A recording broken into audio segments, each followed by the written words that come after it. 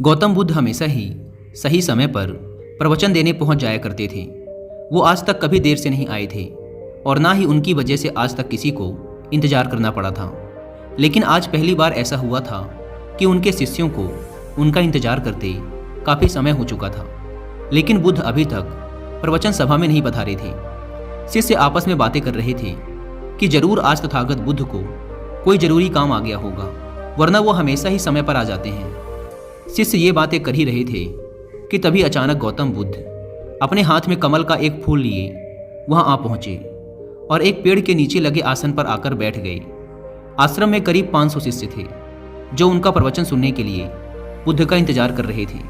इन 500 शिष्यों के अलावा आश्रम में एक और शिष्य भी था जिसका नाम था महाकश्यप। आश्रम के बाकी शिष्य मानते थे कि महाकश्यप पागल है, क्योंकि वह कभी भी उनके साथ बैठकर बुद्ध के उपदेशों को नहीं सुनता था।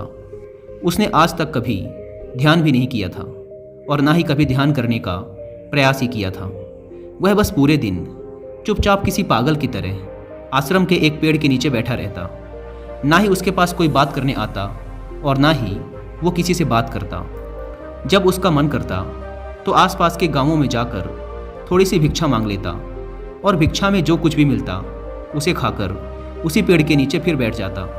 वह बस पूरे दिन आश्रम के पेड़ पौधे, आसपास बिखरे पत्ते, घास और आश्रम में आते जाते भिक्षुओं को ध्यान से देखता रहता।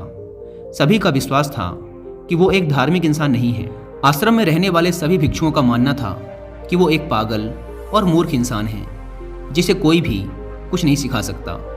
तो आज के दिन गौतम बुद्ध आए और आकर आसन में बैठ गए। बैठते ही उन्होंने अपने हाथ में लिए कमल के फूल को देखना शुरू कर दिया।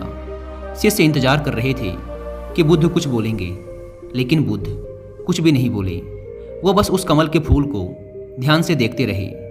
बुद्ध उस कमल के फूल को देखने में इतने खो गए, इतने ध्यान मग्न हो गए कि कब मिनट घंटों में बदल गए उन्हें पता ही नहीं चला। कई घंटे गुजर चुके थे, लेकिन बुद्ध ने एक शब्द भी नहीं बोला था। वो बस उस कमल के फूल को देखे जा रहे थे।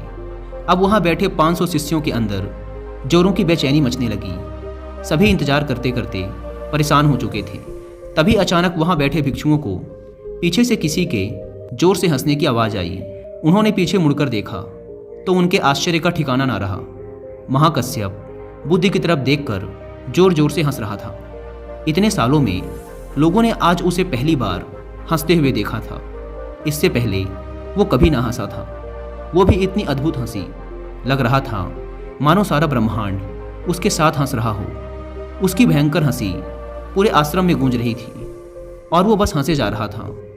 भिक्षुओं ने बुद्ध की तरफ देखा। वो अभी भी उस कमल के फूल को ही देख रहे थे और उनके आंखों से आंसुओं की धारा बहे जा रही थी। थोड़ी देर बाद महाकश्यप ने हंसना बंद कर दिया। उसके बाद बुद्ध ने अपनी नज़र कमल के फूल से हटाई और वहाँ बैठे भिक्षुओं की तरफ देखकर कहा, मैं जो कुछ भी तुम्हें शब्दों के माध्यम से दे सकता था, मैंने वो सब तुम्हें पहले ही दे दिया है। लेकिन जो शब्दों के माध्यम से नहीं दिया जा सकता, वो मैंने महाकश्यप को दे दिया है। और यहाँ से शुरुआत होती है जिन की। जिन एक संस्कृत का शब्द है जिसका मतलब होता है ध्यान। गौतम बुद्ध ने दुनिया को ध्यान सिखाया और फिर बौद्ध धर्म इस ध्यान को चाइना ले गए, जहाँ इसे जिन कहा जाने लगा।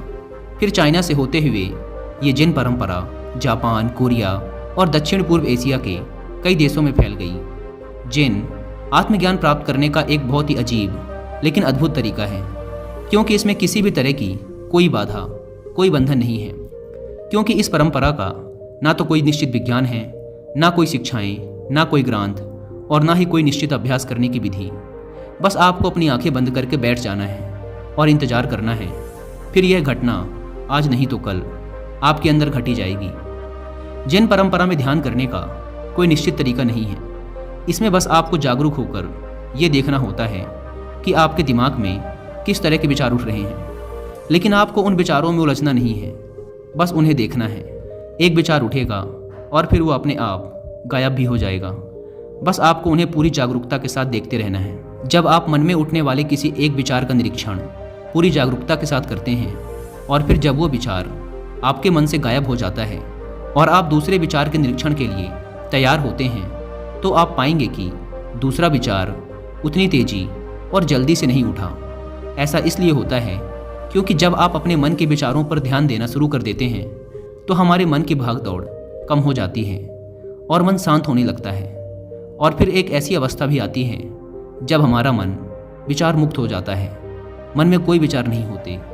दो विचारों के बीच की यही विचारहीनता ही सच्ची चेतना कहलाती है। शुरुआत में इस विचारहीनता का समय ज़्यादा लंबा नहीं होता। ये ज़्यादा से ज़्यादा 8 से 10 सेकंड का ही होता है, क्योंकि हमारे दिमाग को सालों से लगातार सोचने की आदत पड़ चुकी है। लेकिन अगर हम लगातार प्रयास करते रहें तो धीरे धीरे विचारहीनता का ये समय भी लंबा होता चला जाएगा। और ये समय जितना लंबा होगा उतना ही हम जेन को समझ पाएंगे, ध्यान को समझ पाएंगे, और उतना ही हम खुद के और करीब होते चले जाएंगे।